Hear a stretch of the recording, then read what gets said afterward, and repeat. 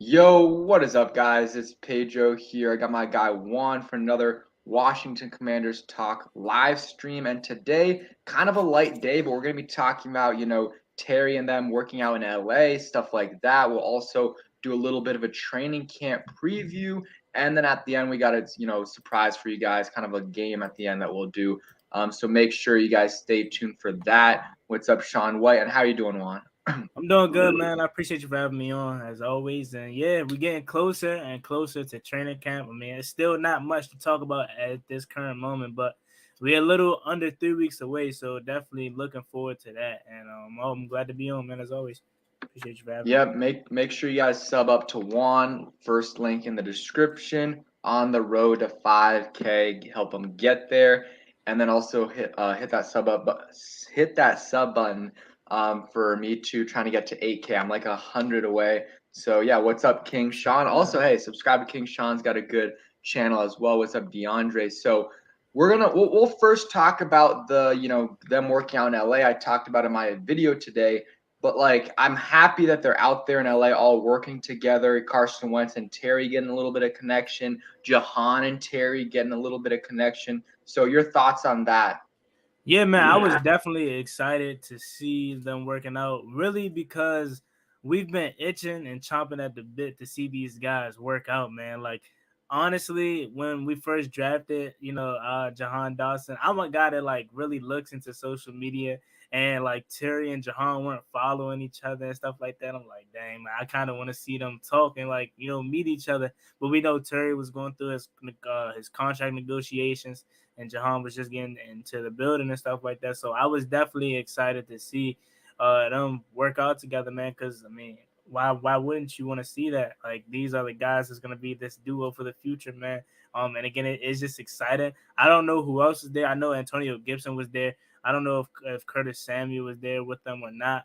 But it definitely was exciting to see because you just want to see these guys play, man. Again, like they haven't. This is their. I'm pretty sure that was their first encounter.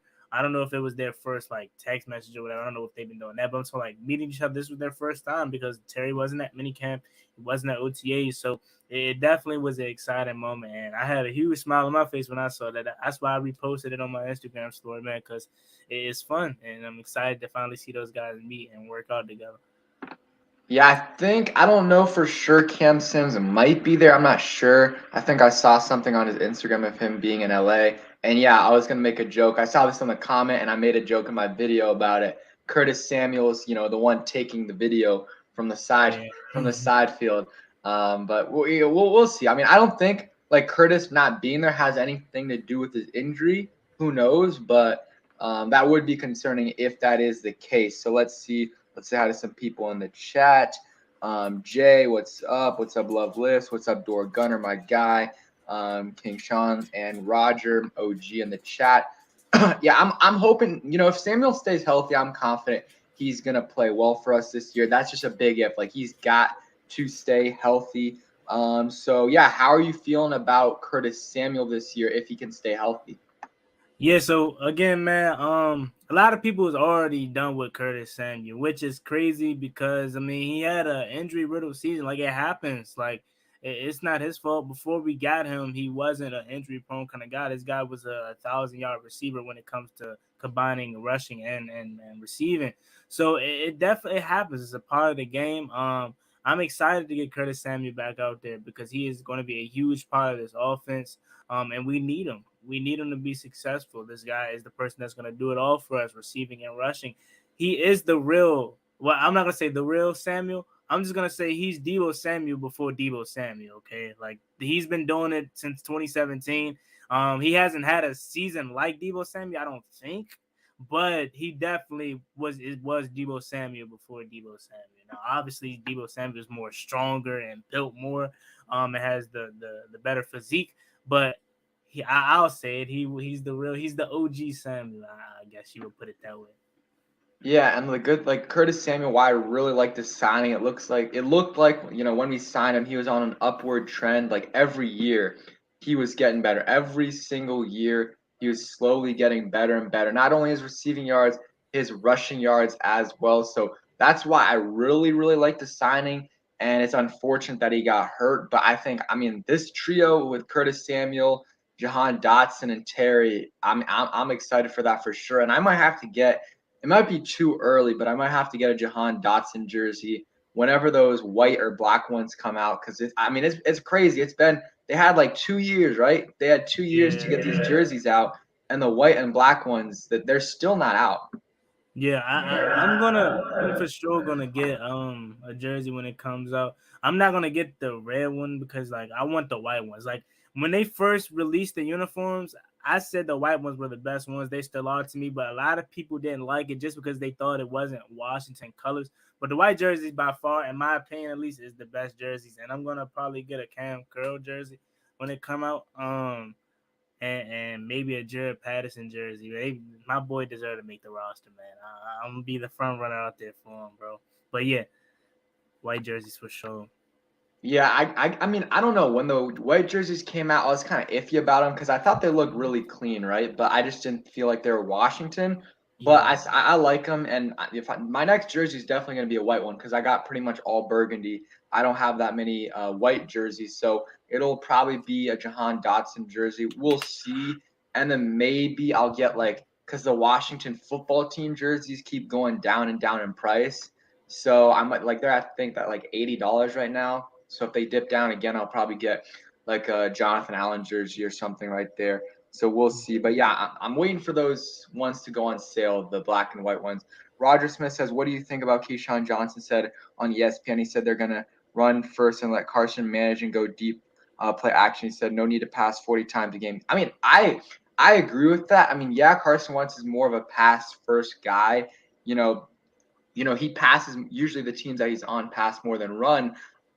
Sorry, but I think that this team we have a really solid run game in or running backs in Gibson, Brian Robinson, hopefully J.D. McKissick, and then also like we got a really good run blocking offensive line. So I really think we should run the ball. And you look at like last year, a 4-game win streak, we were running the ball a bunch, and that's why we won. So, I mean, I'm not saying we have to run all the time, but I think definitely try to control the clock, and I think we're going to be able to do that.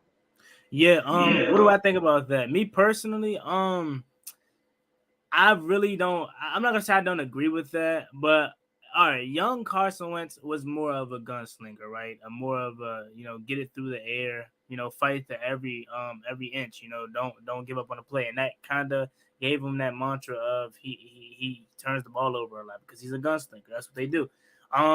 I really think Keyshawn Johnson, he's basing that off of what he did last year in Indianapolis, just because Jonathan Taylor and that running offensive line with the Colts had was so dominant that he thinks that can be the same in Washington. Well, it definitely could be. But I think here they're just gonna let him be free. Like they're not gonna say, "Hey, Carson, go manage the game and not mess up."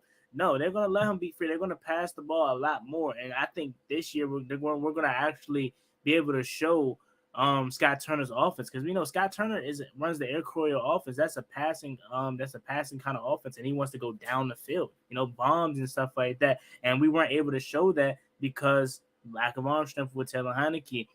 So I think this year, I don't think it's gonna be as much as a just Carson don't mess it up and manage it and stuff like that as much as we think. Just because we don't have a Jonathan Taylor. Do we have Antonio Gibson? He's really good at running the ball, but he's not Jonathan Taylor. We don't have the Colts offensive line when it comes to run blocking. So I definitely think they're just gonna be like, "Hey, Carson, do your thing, man. Be free." Now you're probably not gonna pass it 40 times unless you get into a shootout.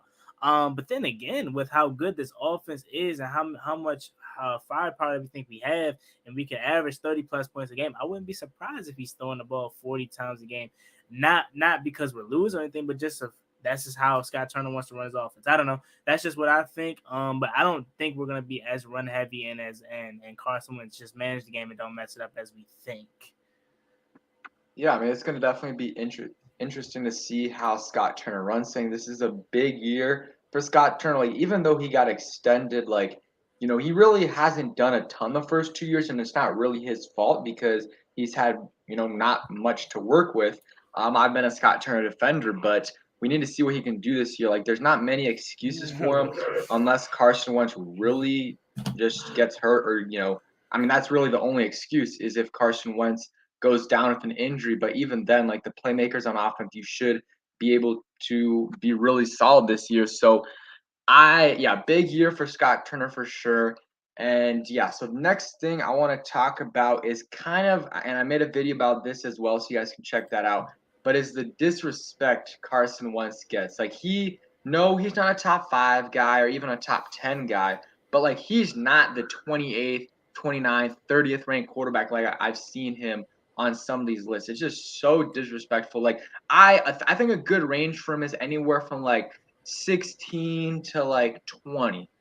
If he's in that even 22, like I'm not going to flame you for that because he hasn't had amazing seasons the last couple years, but to have him behind, like I've seen him behind like guys like, Jared Goff, like Daniel Jones. Daniel Jones. I've seen him in the same category as Marcus Mariota, Sam Darnold, and Mitch Trubisky, which is Jalen Hurts too. Yeah, just totally disrespectful. He like Jalen Hurts. He's a good football player, but as a quarterback, like as a thrower, he is not. Like 16 touchdowns, 9 interceptions last year. Like I don't know. Like when they really needed him to throw the ball, he wasn't able to do it. Like you watch that Bucks game, they got killed partly because of that. You can't always run the football. You can't be one dimensional. And that's kind of what Jalen Hurts was his first couple years. We'll see what he does this year, though, in his third year. Really his first, this is basically his second year actually starting. But I just think the Carson Wentz disrespect is getting out of hand. How about you? Yeah, so I made a video about that a week ago, where I talked about the Carson Wentz disrespect for the same reasons. Like they have him behind Daniel Jones, Jalen Hurts, Marcus Mariota, and like this is a guy that they're forgetting that he was just an MVP front runner a couple years ago. If he didn't tear the ACL versus the Rams, he probably wins that. This is a guy that I believe the season afterwards, or in 2019, he threw for 4,000 yards with Greg Ward. Who else was on that receiving core? I can't even remember nobody besides Greg Ward. Was Travis Fulgham there, or was that 2020? I don't know. One of these years, it was 2019 for sure, where he led that receiving core to the playoffs. And if it wasn't for Jadeveon Clowney and Jerome, they probably win that game. Like really. So the disrespect is crazy. I really think the disrespect is because he plays for Washington. We're a punching bag right now. We're an easy target for a lot of media personnel. I would like to think the disrespect wouldn't be the same if Carson Wentz went to a team like, what was another team that he was rumored to go to this offseason? Let's just throw out a name. If he was if he was to go to like Carolina Steelers or the Steelers or something like that, they wouldn't be as disrespecting Carson Wentz as they are. I just think a part of it is because he plays for Washington. And they like to go after us, but the disrespect is crazy, man. This guy is still good. Like it's not like he is terrible. Like they have him in the ranks of Marcus Mariota and like Daniel Jones, and Daniel Jones on his last leg. Like they didn't even pick up his 5th-year option. Like that should tell you a lot about Daniel Jones. So again, disrespect is crazy. I agree with you. He's in that 16 to like 11 through 16 range with me. I definitely think he is better than a lot of quarterbacks that they have ranked above him.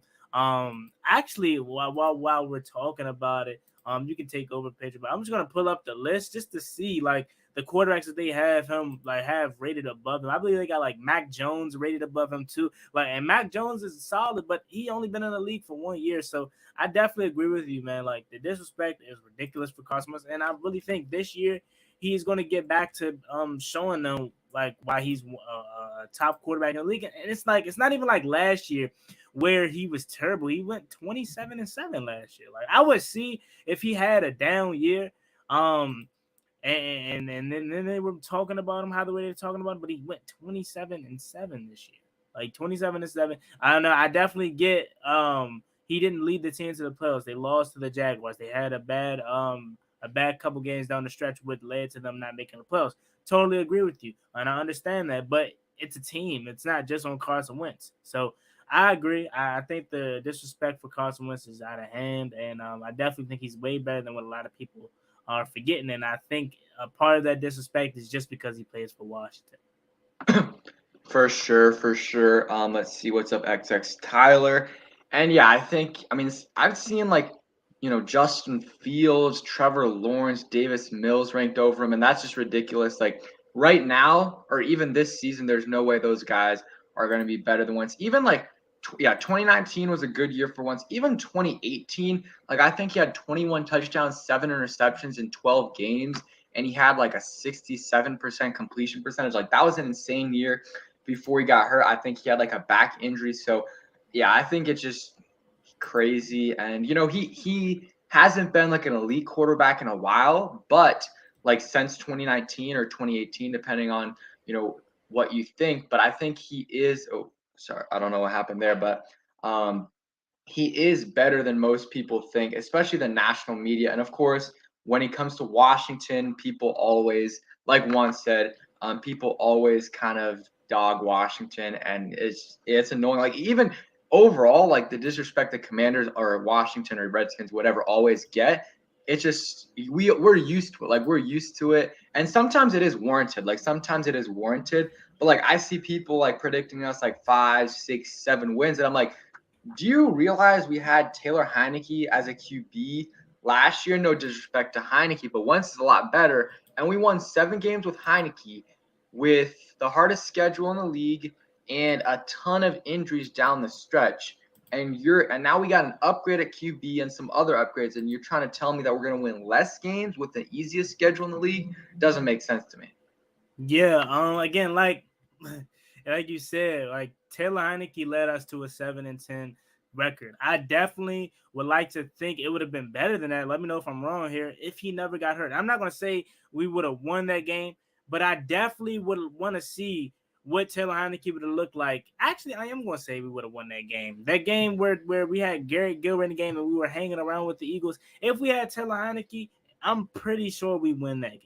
I really just want to know how he would have finished the season if everybody didn't get hurt, if everybody didn't have COVID. I want to see how he would have finished the season. And I guarantee you, I'm not going to guarantee it. But I think we would have made that seventh seed. What do you think about that? Now that I think about it, if everything stayed healthy and Taylor Heineke was able to play and never caught COVID, I think we may have won the seventh seed. Because how did they get there? Did they get, 9 wins or something like that? Well, the thing is, I don't know if that actually, yes, either that game or the game after where Heineke was driving down the field and we just needed a touchdown to win and he threw the interception, trying to throw to Bates. Mm-hmm. That too, if we would have won either of those games, we would have went to the playoffs, which is crazy. Unless the Eagles won their last game, because obviously, like if they would have known they had to beat the Cowboys to make the playoffs, they would have played a little bit differently because I think they sat a lot of guys. But still, like we were close to making the playoffs last year if you really think about it, like 1 game away. Yeah. And we got a better quarterback. We got better, easier schedule. So I think this year should be a better year. And keep letting these fans and analysts sleep on us. I'm fine with that.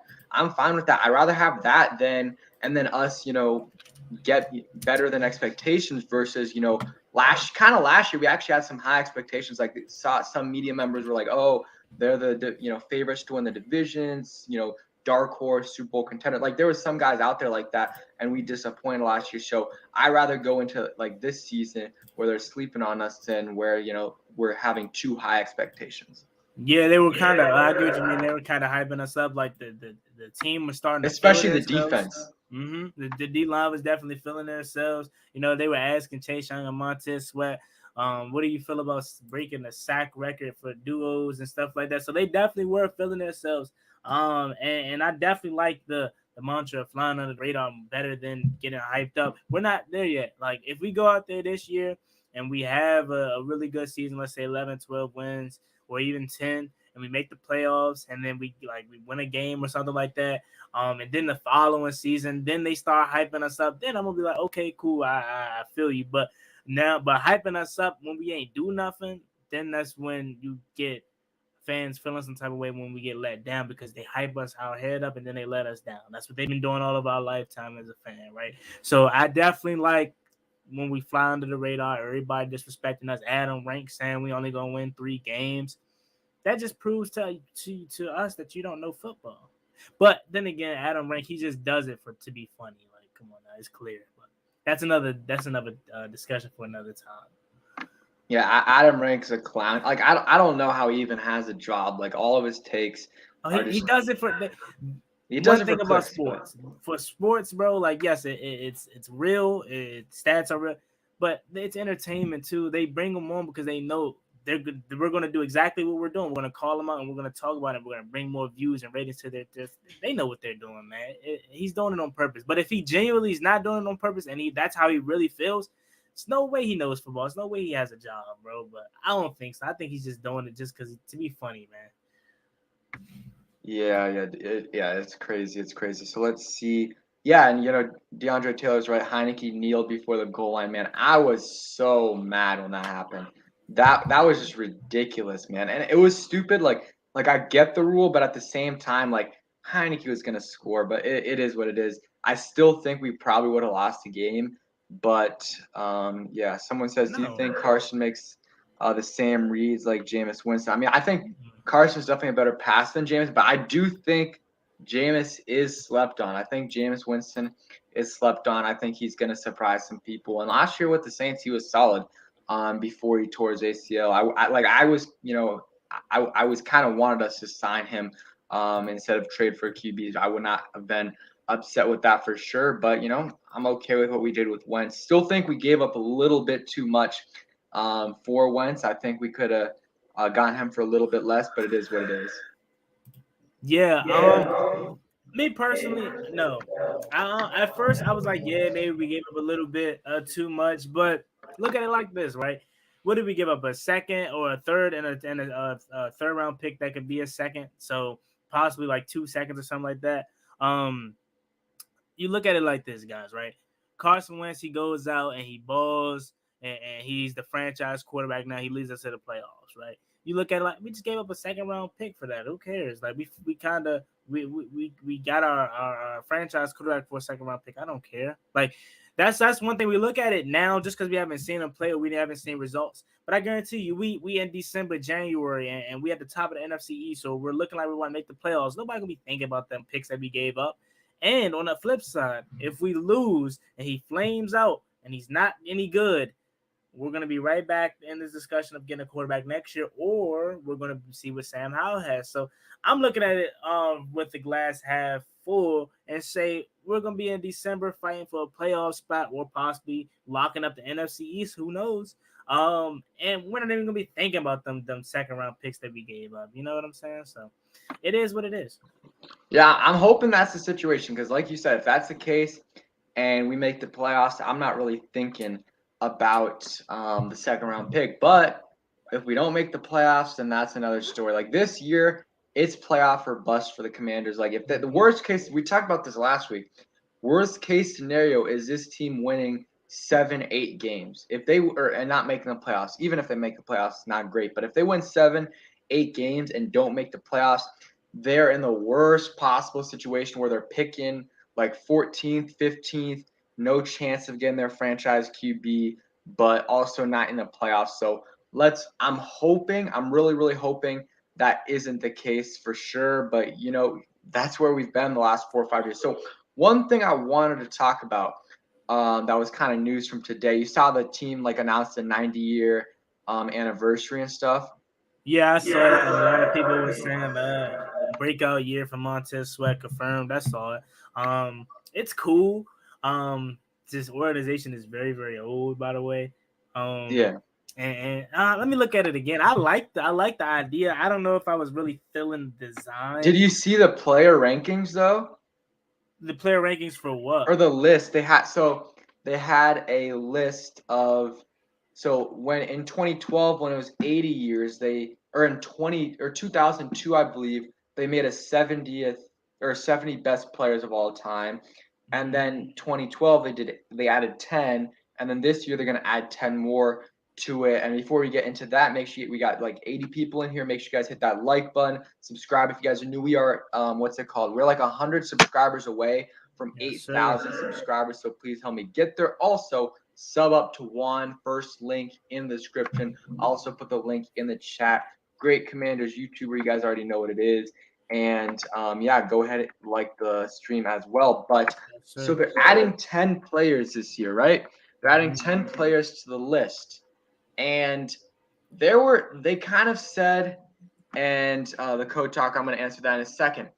But they added like 15 players, or they gave 15 players on the list and said, vote the players in. So they're going to add 10 out of the 15. And the 15 nominations, I mean, some of them were deserved, like Santana Moss, guys like that. Chris Cooley. I'm going to pull up the list right now. But one guy that was not on the list was Trent Williams. Trent Williams is one of the best tackles in Redskins history, probably second best, maybe third best. Depends on how you feel about it, but no doubt top 3, and is the best tackle in all of football right now. And I know things ended poorly, but okay, let me read the list. So Champ Bailey, D'Angelo Hall, Stephen Davis, Joe Lavender, Laverine Torgensen, which is a player coach. Sorry, I don't know who he is.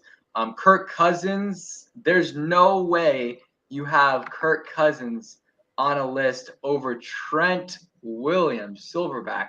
And then you got Alfred Morris, who, I love Alfred Morris. But again, you can't tell me Alfred Morris deserves it more than Trent Williams. And then you got Mike Sellers, Daryl Grant, another coach, co-defensive coordinator, Chip Lawmiller, kicker, London Fletcher deserved, Chris Cooley deserved, Santana Moss deserved, Ryan Kerrigan deserved. No, go ahead. No, so first, I appreciate you, Tyler, for subscribing, man. Thank you so much. Appreciate that. So these are the players that they're trying to vote in, or are these some of the players that are already in? So they're going to add 10 players, and I just listed 15 players / coaches. So they're going to add 10 of those 15 onto the top 90 list. But Trent Williams isn't on the list. I don't know how I don't get how he's not already. First of all, I don't get how he's not in already. Second of all, thank you again, Tyler. I don't understand it, man. This dude literally just joined the 99 club in Madden, so he's still a top 3 tackle in the league. And if you're an older fan in here and you was around on this time, I think Trent probably is top 3. I think where would you go? Joe Jacoby, not Mike Sellers, not the fullback. Joe Jacoby, Trent Williams, and probably Chris Samuel. I think maybe. I don't know. That'd be an interesting topic to find out. I think they're still going to say Joe Jacoby's probably number 1 though, just because he won a Super Bowl. And I believe he's in the Hall of Fame too. Not in the Hall of Fame. Oh, he's not. He should be in the Hall of Fame though. He's like one of the biggest snubs. Okay. Well, I think Washington fans that experienced Joe Jacoby and the Hogs, they're probably still going to say he's number 1. But he's going to go in the Hall of Fame, Trent Williams, no doubt about it, as probably a 49er now, which is very unfortunate. But back to on the list, that Trent how is he not up there? That is a really good observation right there by you. I didn't even look at that list. You said Champ Bailey, Chris Cooley should be in it, Trent Williams should be in it. You said D'Angelo Hall, right? Or is he already in? Santana Moss. Oh, Santana Moss. I would argue honestly. Like, I don't know if I know Champ Bailey was great and all, but like, I don't know if he deserves to be top 90 Washington or Redskins commander. His tenure wasn't long. It wasn't long enough. He played for 4 years, 4 seasons. We weren't great when he played, or actually for 1 season, we were for a couple. But I don't think he really necessarily deserves to be in it. And then I would say, let's see. And Daryl Green isn't in there?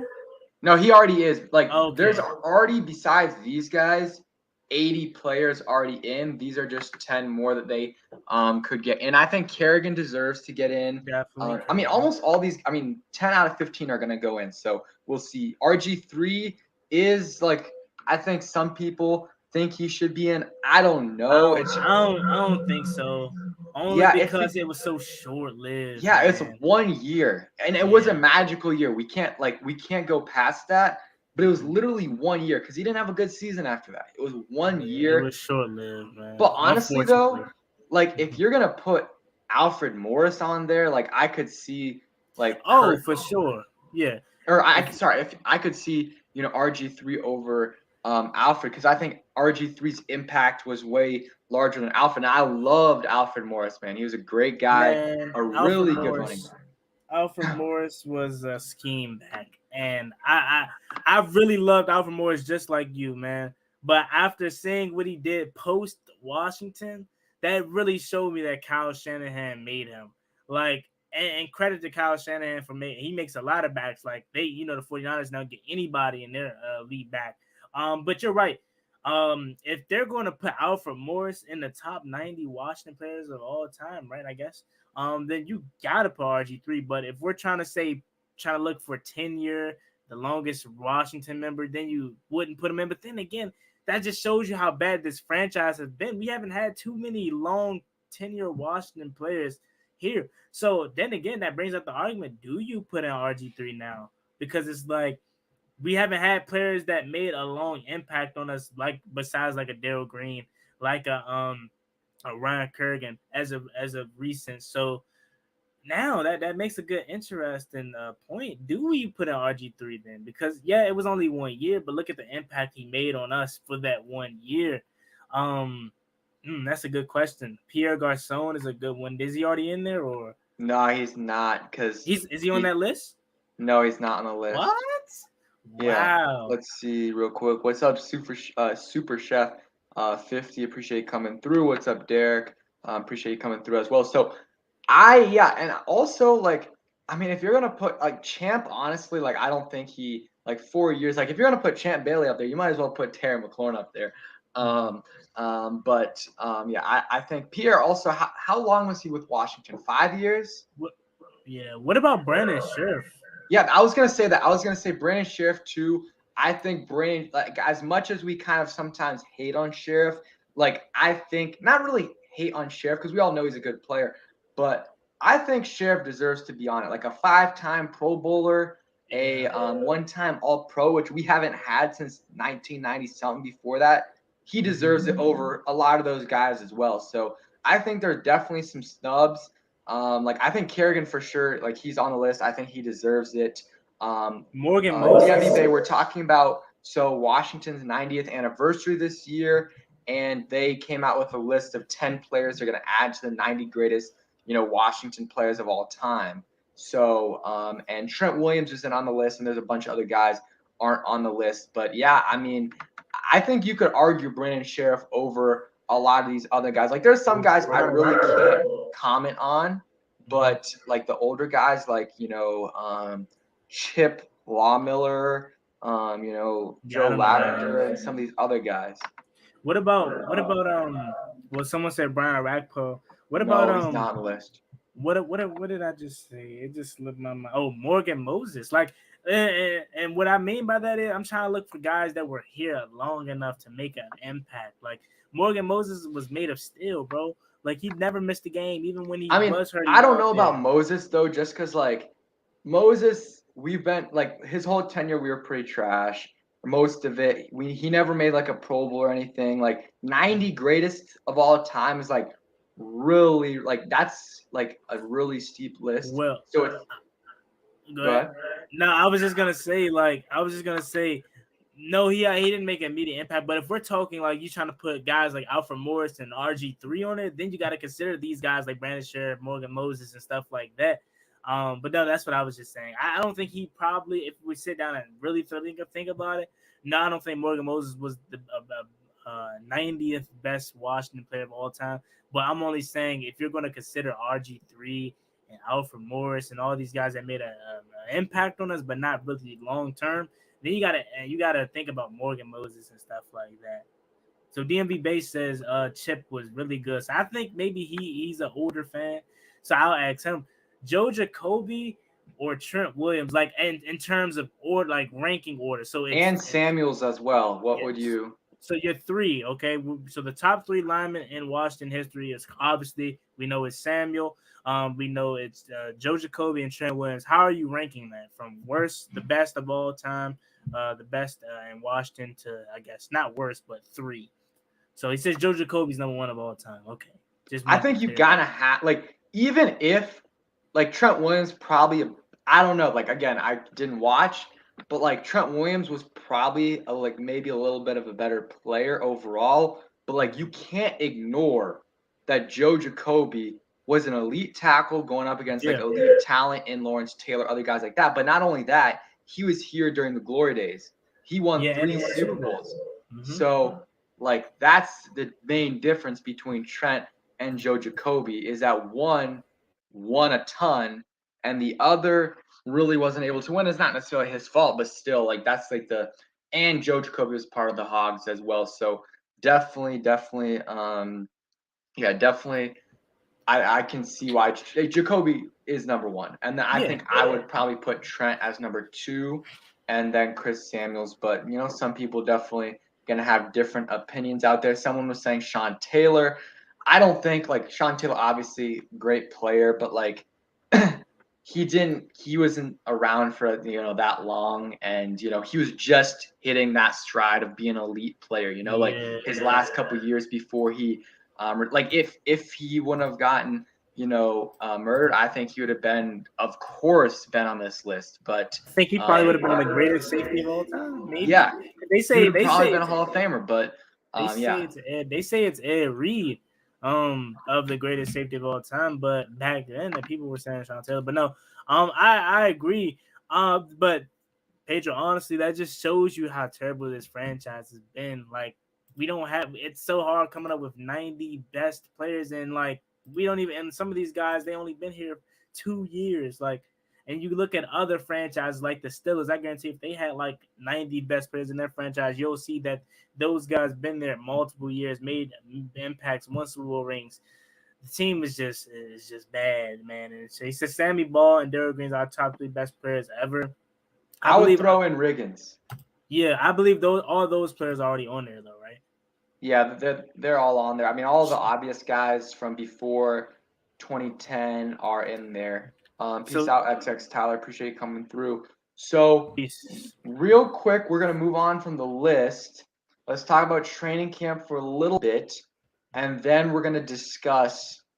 We're gonna play that game we're talking about. So, let's see. Mark Mosley? Is he on there? Yeah, I mean, he's the last before Brandon Sheriff made All Pro. He was the last guy to make an All Pro for us. But let's see, I'm trying to see how long John Riggins was there for. I mean, yeah, he wasn't there for that long. I mean, he was there for a decent amount. For what? Almost 10 seasons, almost 9 seasons. I mean, he was there for a while. He was there enough. So I would put Riggins in there. Yeah. But it is what it is. London Fletcher is on the list, or on the nominations lists, and he's going to get through, I believe. But that's what I'm saying. Like, when you look at guys like that didn't stay here long, and they're considering them to make the list, that's when you got to look at the guys like RG3 and Alfred Morris, because they weren't here long, but they did make an impact. But then again, that just shows you, like I said again, for like the 50th time, that just shows you how bad this franchise has been over the course of its time, man. But yeah, Riggins definitely. John Riggins was a No, I would put him in top 3 player of all time for sure. Okay, so moving on to training camp, because I will be on vacation over the next couple weeks, starting on this next week. So I probably won't stream before then. We'll see. But so that's why I kind of want to do a little bit of a training camp preview for maybe like 10, 15 minutes. So Juan, what are some things you're looking forward to seeing in training camp? Shout out to my man Derek right here. He says, "Thank you so much. I'm a diehard Commanders fan. Appreciate thank you so much for the shout out. I listen to both of you every time you post. Thank you so much, man. That means a lot. Derek. I appreciate you guys, man. It means a lot. But you said, to be honest, you know how like in years past, and I just said this in my video yesterday, in years past, man, we've always came up here and talked about training camp battles and the quarterback position, who's going to be the starting quarterback week 1. We really don't. I don't know if I'm just not seeing it, but we really don't have that many battles this year. I feel like our roster is just it's already set. We know who's going to start, and I really think if we came up with a 53-man roster projection right now, it will probably be similar or come close to what the final roster is going to be. Let's say after preseason or whatever. So I don't know. Like me personally, I don't think I would say battle wise is Jared Patterson trying to make the running back room or try to make them keep 4 running backs. I don't know. I don't know if there's any really real battles that I'm looking forward to because I don't even know if we have any. Is there anything that you can think of? I mean, I don't know if there's any. I can think of one, but like I don't think there's any like huge battles besides the one I'm about to say. Like you could, this isn't the one, but you could say like Dax Milne and Alex Erickson for that like kind of like last like returner, like whoever's gonna be the returner is kind of one, and then like like on the D line that the depth of that there's gonna be a bunch of guys competing. Shaka Tony, James Smith Williams, all those guys they're gonna be competing for spots. Same thing with the corners, like the last couple corners, linebackers. Don't even get me started on linebacker. I'm not happy that we still haven't signed one. And then safeties, like that Buffalo nickel spot, could be a competition. But the one I'm thinking about is Trey Turner and Wes Schweitzer. Like that could be a competition. It's not even that big of a competition.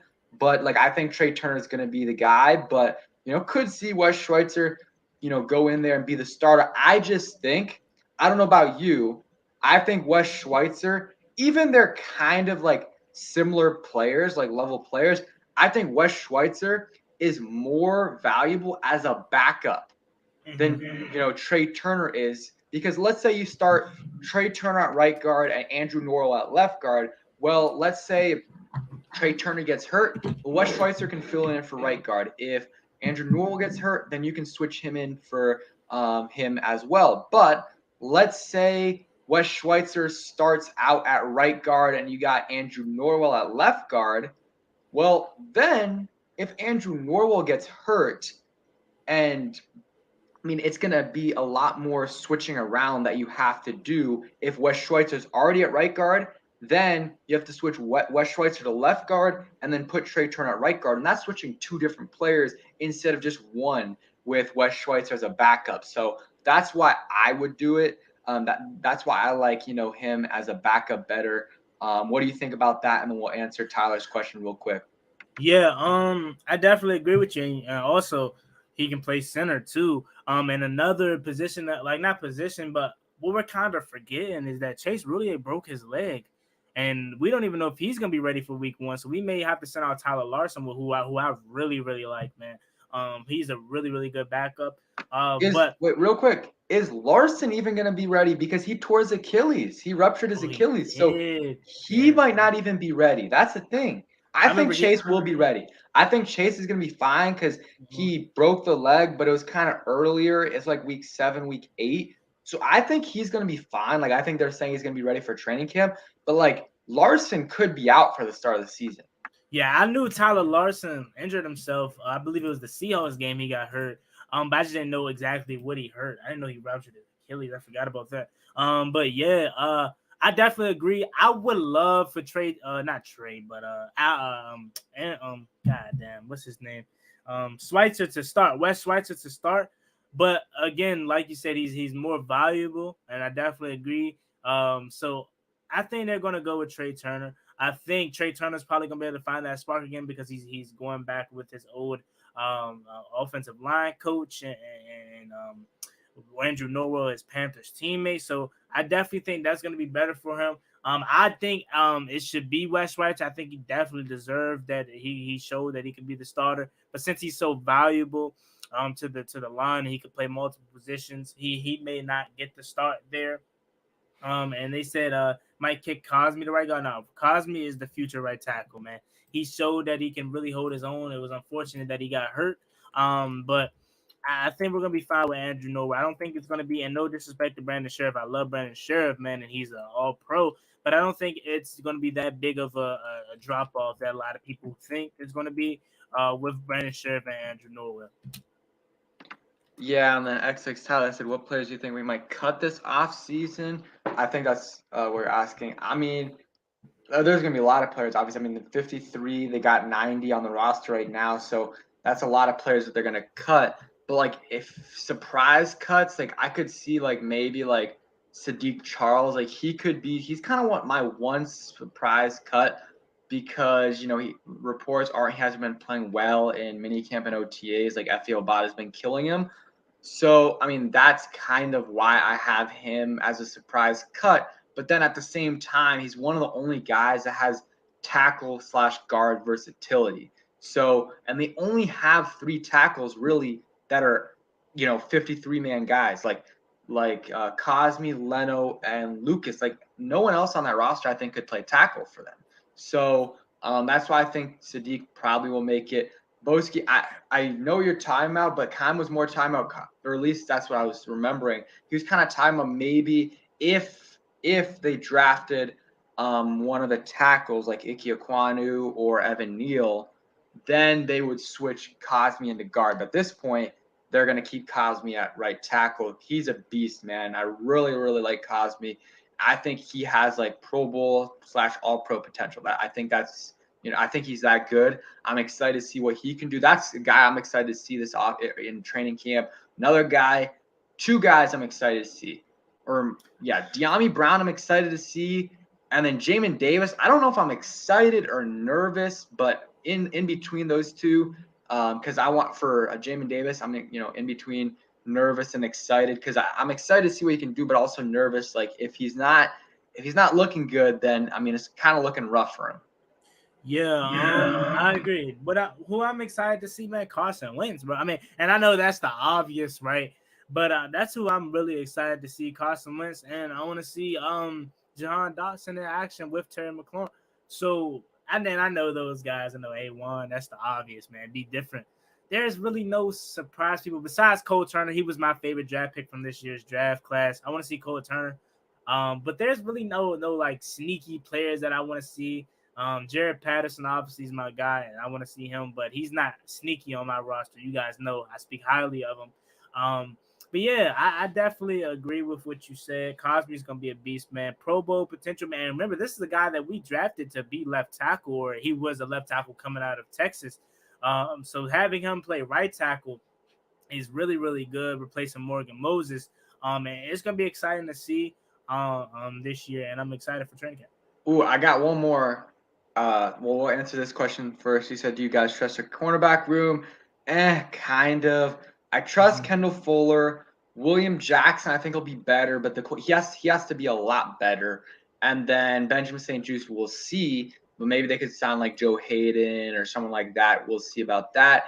And then the depth, though, I don't trust the depth. I do not trust the depth at all on a lot of spots on the defense. Linebacker, cornerback, defensive line, like a lot of the depth there. And the one I want to say before I forget it, a battle that I like is the last tight end spot, because let's say if they keep 3, it'll be Logan, Cole Turner, and John Bates, but then probably Logan Thomas will start on IR. So then like once they make the 53, they'll put him on IR and he'll be out for 3 weeks at least, or 4 weeks, and they'll have to put another guy on the roster. That's the question. That 4th tight end, whether they keep 3 or 4, there's probably going to be 4 tight ends eventually because of Logan Thomas' injury. So is it going to be Armani Rogers, who a lot of people like? Is it going to be Curtis Hodges? Is it going to be AGG? Is it going to be, I'm trying to think of who else. Like those are kind of the main guys, or Samus Reyes. Like there's a lot of kind of guys competing for that spot. So I think that is going to be interesting. It's not like a, it's super, super important position, but there's a lot of kind of low key guys there that I think I'm excited to see how they compete. And I know a lot of people like Armani Rogers, so we'll see how he does. Yeah, so you said the cornerback position, the depth. I'm not really too fond of it. I really want to know what's going on with Torrey McTyer, man. I know they aren't going It's to go probably out the ACL, honestly. Yeah, I know they're not going to go out and get him, man, because they probably look at him as a guy that had his chance, and unfortunately, injury came and took that away from him. But I looked at him last year, man, from the open practice when I seen him in person to up until the point where he got hurt. I'm like, there may be something to this Torrey McTyer guy. And I'm very not mad, but like I'm curious to see where he is right now, and I wonder if they would like to bring him back in at least for training camp. But Torrey McTyer, is a guy that I was interested in. You talk about Joe Hayden. I wouldn't mind having Joe Hayden here. But you guys know he's kind of a big name, and we don't really bring in the big names, especially this late in the off season. We're not one of those kind of guys. What we're probably going to do, and this is for the linebacker position too, we're probably going to wait to somebody to post training camp and preseason when they make their cuts, and we're probably going to pick somebody up off somebody else's roster to be depth. And for the linebacker position, that's cool for me. Of course, I would love Anthony Barr or whatever, but I just want depth behind Jamin Davis and Cole Hogan because right now we don't have anything. Same could be said for the cornerback position. I'm fine with Will Jack. I'm fine with Benjamin St. Juste, who I really think has the potential to be an elite corner in this league. I'm fine with Kendall Fuller, Will Jack. Danny Johnson's a guy that I would like to see get some time in the slot, maybe. He's probably going to be at depth right there. But besides him, who else do you have? Corn Elder, maybe? Troy Ackley? And how comfortable are you with those guys? Honestly, Traps had a really, really solid camp last year at corner, and he had a really good day at open practice at FedEx Field last year. So I would be interested just to see what he's going to be. I think they moved him back to safety. I think. Really, either way it goes, we know he's gonna make the rosters because of his special teams ability. But again, yeah, I agree. I think the special teams, or not special teams, but cornerback depth is really, really better because we forgetting about Christian Holmes, another name that we just drafted and we forgot to say. He's gonna be that slot guy. You got Percy Butler who can play safety and corner. Bobby McCain can play corner safety. Cam Curl can play corner safety. So they may keep the depth in house with the positions at safety because you can do both. But then again, they may go out and get somebody else. But right now, if we're looking at the depth, it's not the best, but it's not as bad as we think it is, just because we have safeties that can play cornerback too. So that's my take on it. Yeah, I'm excited to see Christian Holmes as well. Logan Paulson's been raving about him. So we'll see how he does. Got 88 people in here. We're going to talk for like another 10, 15 minutes. Make sure you guys sub up to me. Less than 100 subs away from Yes, 8K. Also, hit that like button and subscribe to Juan. First link in the description. Also, in the chat right now, go sub up to him. Try to get to 5K right there. So now, last thing, linebackers, like, come on now. Like, it's the room is sorry. Like, it's like I tweeted this yesterday. I talked about in a video that I pre-recorded because I'm going on the trip that like last year, David Mayo, we had one of the worst linebacking cores in the league, right? And David Mayo didn't make the initial 53-man roster. He did make the roster at afterwards, a little bit afterwards. The initial 53, he didn't make. Now going into the summer, into the season, into training camp, he is the third linebacker on this team. Think about that. He didn't make the team last year, and we were one of the worst groups in the league. Now he's the third linebacker. And yes, we do play a lot of two linebacker sets, but guess what?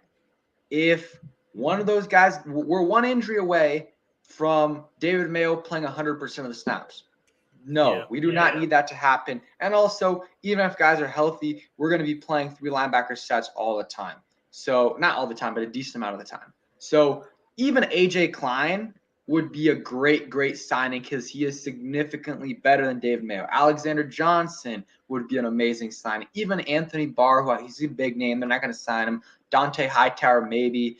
Joe Schober, Quan Alexander, guys like that. I doubt they're going to sign him, but someone like AJ Klein is realistic, and I see no reason, like even going into Ron Rivera's mind, where he likes to sign former Carolina Panthers, Buffalo Bill players, guys that aren't really big name guys.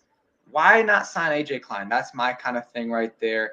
It is what it is. Your thoughts? Yeah, like I said a couple minutes ago, I don't think we're gonna sign nobody. I think we're just gonna wait until after training camp and preseason, and we're probably going to get somebody from somebody else's roster. And honestly, that's cool with me because all I want is depth behind Jamin Davis and Colton because we're gonna be in the nickel. We barely run our base 4-3 defense where there's three backers on the field. So I just want depth behind those two guys because I don't want to see David Mayo. Remember last year, Sunday Night Football versus the Cowboys, they highlighted Milo Eifert, whatever his name is. Trash. Like, I don't want to see that on my screen, bro. So, yeah, I would like K1 Alexander too, Sean White, but we know they're not going to go after the big names or the guys that we want them to go after or the guys that we believe is going to be smart for them. They work differently, which is kind of weird. But I don't think with the linebacker position they're going to go out and get somebody. I think they're just going to sign somebody off somebody's roster once they get cut. And again, that's fine with me because I just want depth. Yep. All right. Real quick, gonna answer this question, then we're gonna play that game we're talking about. So, G says, "Do you think our receiving core, if they stay healthy, could be top 5?" I'm not gonna say top 5. Like, I'm happy with an above average receiving core compared to what we think about what we've had the last few years. We haven't had a single receiver besides our number one guy get over 500 yards since 2017. Give me like a top. Like, I think this unit, if they stay healthy, if everything goes right, I think they could be top 10. But like you got to think some of the receiving cores in the NFL, like the Vikings, Justin Jefferson, Adam Thielen. Like, sorry, like they've got a better core than us. You got the Bengals, like Jamar Chase, T. Higgins, Tyler Boyd. They've got a better core than us. You could say the Dolphins as well with Tyreek Hill, Jalen Waddle. I'm probably forgetting like top 5 is very high. Cooper Kupp, Allen Robinson. But I could see if everyone stays healthy, I could see maybe top 10 at the most. And then maybe year 3 or year 2 for Jahan, he gets even better. And that's when you can climb up a little bit more. But top 5 is a little bit too high for me. Yeah, same here. I don't think we're going to be top 5. However, he said core, like, right? Though that's a duo. Justin Jefferson, Thielen probably one of the best duos in football. But if we're talking a whole wide receiving core, the top 3, I wouldn't put us too far out of the discussion because there aren't a lot of teams with 3 dominant receivers, right? Duos, definitely. Jamar Chase, who else? Jamar Chase and T. Higgins and stuff like that. Tyler Boyd. That's a trio that's better than ours, okay? But here's the thing. Real quick, sorry. I just don't – I get what you're saying for sure, but, like, we don't know the thing about – like, we don't know about Jahan. Like, he's not guaranteed. Yeah. Same thing with Curtis. Like, I know what I'm getting from Justin Jefferson and Adam Thielen. Like, guys are going to get 1,000+ yards. Yeah, definitely that, man. And that's where I'm saying, like, the duo, like, that's not I guess you would consider that a wide receiving core, I guess, but I'm more talking about a duo. But if we're talking like a core that's 3 or more, right? So I'm not saying we're top 5 or top 10 even, but I'm definitely wouldn't be considered if we're like down there or in that discussion because I'm talking core wise, not duo wise. Duo, we're nowhere near the top yet. We know that. But if we're talking core wise, what's another team that's besides the Bengals clearly better than us? If you could think of a team with 3 or more receivers with the potential or I guess, players that even proved it yet, what's another core? I'm not saying you're wrong or anything because I don't know. I'm just thinking about it. The question, if you can name another like core with.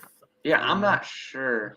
But like even if you just throw out at least for me, like you go like Adam Thielen, Justin Jefferson, and whoever their third receiver is. KJ like I would Osborne. probably what? No, I was saying their third receiver is KJ Osborne. Yeah, like I would probably I think they'll probably have I would probably take their core over ours, but maybe next year when Dotson is in his second year and Mclaurin has another year, I would probably I don't know. We'll see. I definitely agree though. Our receiving core is a lot better than it was. A lot better than it was the last few years, and they have that top 10 potential. And we also got eventually. Go ahead. No, I was gonna say we also got to take in consideration Curtis Samuel isn't a pure receiver, right? So when we talk about core wise, maybe you don't have him in that discussion as much just because he's a guy that does it from the ground and through the air. So maybe you don't take that into consideration. I don't know. We're just talking about it and trying to expand on the question. But right now, I don't think we have a top 5 core. I'll be fine, like you said, with a top 10 core, man. Yeah, and G. Reese put another one. I said it earlier, but Miami. I was blanking on that third receiver, but they got Tyreek Hill, Cedric Wilson, and Jalen Waddle. That's a good core. So we talked about this earlier. We're gonna do a quick game. You guys heard of Wordle? This is Juan's idea. You guys heard of Wordle before? It's an NFL version of Wordle, so it won't take too long. You guys can play along in the chat. I'm gonna share the screen. So you haven't done it yet today? No, I haven't done it. I only played it one time and I was trash, bro. Or like 2 times and I was trash. So I haven't played it since. But I just see all these YouTubers, like big YouTubers doing it, like Bingle and Wires World doing it. So I was like, why not, give it a try. Mm-hmm. So For sure. So, and if you guys don't know if you don't know how to play, basically it's just like Wordle but NFL, and then you guess. I'm gonna just guess a player so that you guys can kind of see how it works. So I'll go just to do it. I'll go Terry McLaurin. I know it's not gonna be him. So you guys see this right here. If it's green, if Washington's green, that means he's on the Commanders. If the division's green, then that means it's in the NFC East. If it's yellow, that means in the NFC. And then, that's basically kind of all you need to know. So he's not a receiver. He's in the AFC, and he's from 6 foot to 6'2". So, and I'm going to go, this could be. that was a terrible first guess. No, I know it was a terrible first guess, but I was just doing it just to show. Yeah, I know. So Josh Allen? I don't know. Maybe. Oh, he's lower than 17. No, he's lower than 17. Oh, sorry. If it's yellow, it means it's close. So I know Josh Allen's is like 6'4", so it's not Josh Allen. I don't think it could be a QB. You want to guess? Like, what do we want to guess? Do they do defense on this too, or is it just offense? That's hard mode, but this not on this one. Just offense. AFC. Tyreek Hill. Let's just say, no. He's younger. He's younger than. He's younger. Let's go. It's not a receiver either. It's not a receiver. Let's go. Receiver. Running back. I'm trying to think of running back under. Are there any running backs with like single-digit numbers that you guys can remember? Travis Etienne. All right, let's go Travis. But I think Travis is. We'll see. I think he's too young, but we'll go with Travis Etienne. No. Oh. Okay, so he is not a running back, so it could be a QB. I'm trying to think of a short QB though. I'm trying to think of AFC South. He's not in the AFC South. It's in the AFC though. So let's go. Let's think about the AFC. Mitch Trubisky seems like he's kind of short, right? Okay. I'm gonna go Trubisky. I know that might be a bad guess, but how tall is Lamar Jackson? That's a good guess too. I would say Lamar. I ain't gonna lie. I would say Lamar. Okay, we'll go Lamar. It could be Lamar. Am I elite? There we go. I'm elite. Oh my God, I'm elite. There we go. We got him 3. I'm elite. Oh my God, I'm saving that. I'm definitely saving that. You want to try hard version? Yeah. We can try hard. I'm elite, bro. I ain't gonna lie, bro. I'm elite. All right, let's see. That was a good guess. I ain't gonna lie, bro. I'm like that. All right, now it's any player in the NFL. So okay, all right. Let's guess. We'll guess a Washington player, kind of a mid-tier player. And if you guys want to leave now, you guys can. But me and Juan are just doing this. But appreciate you guys coming through. Dalvin Cook wasn't a bad guess. It was just in the AFC. But he's number 4. What's up, Philip? We're kind of wrapping it up real quick, but we're doing a game. It's kind of like Wordle. It's NFL Wordle. So we'll see how it goes. We already did one. Juan clutched up. So what's a kind of? We'll go. I have a guess. Cole Holcomb. Okay, so he's in the NFC. He's like 5'11" to 6 foot, and he's under 25. So let's go, and he's on offense. So let's go. Probably a running back, right? Let's go a young running back. What's a young running back we could do? In the NFC? In the NFC. Let's say young back. Cam Akers? All right, let's go Cam Akers. Hey, I could see this as the guess, Juan. Okay, no. But it is running back. Okay. It's running back. This is okay. It's under, the jersey number is under, it's a 2 or a 1, I believe. So we gotta think one. Okay, it's not in the NFC East or West. So let's look NFC North. Ooh, could it be DeAndre Swift? It could be DeAndre Swift. It Is might he? be DeAndre Swift. Wait, I feel like he's not one though. He's 3. No, he's 2. He's 2? No, he is 1. Did he change it? No. Is it? I thought he was 1. Okay, well, Swift will be the guess. Let's just think of the other running backs. So, Bears, it's not Montgomery. It's Haskins. not AJ Dillon. It's not Vikings. No. Okay. And then let's go to the South. I don't think it is Leonard Fournette. Christian McCaffrey. No. Leonard Fournette. Oh no, it's younger than 3 or lower than 3. My fault. Let's go Swift. Yeah, it has to be. Oof, okay. So it's in the North. Who are we missing? Oh, he's 32. He changed his number or was no? Who am I thinking of? No, he's okay. Could it be Cabert Herbert? Chicago Bears. Oh, Herbert. Yeah, Herbert. Okay, let's go. He's young, so let's go him. I thought his last name was Haskins. I'm thinking of the guy from Michigan, though. Oh my god. Ooh. Okay. He's 24. Okay. Vikings. It's either the Vikings or the Packers. Is it James Madison? But he's lower than 3. So I don't know. Hold on. Guys, let's read the chat real quick. Okay. People are saying CMC. I don't look stuff up. So are you looking up or not? Nah. We can't look up. That's cheating. Yeah, that's what okay. I was just making sure. Yeah. Okay. I mean, just let it go. Don't matter. Just let it go. Let's see. I'm trying to think. Chicago. I mean, I don't think it's I'm gonna guess AJ Dillon because he's young, but I don't think his jersey's under. But it said it's under 3 though, right? And he's a running back. Okay, so he's on the Vikings. Vikings running. It has to be somebody that's like trash, bro. Dalvin Cook, Madison.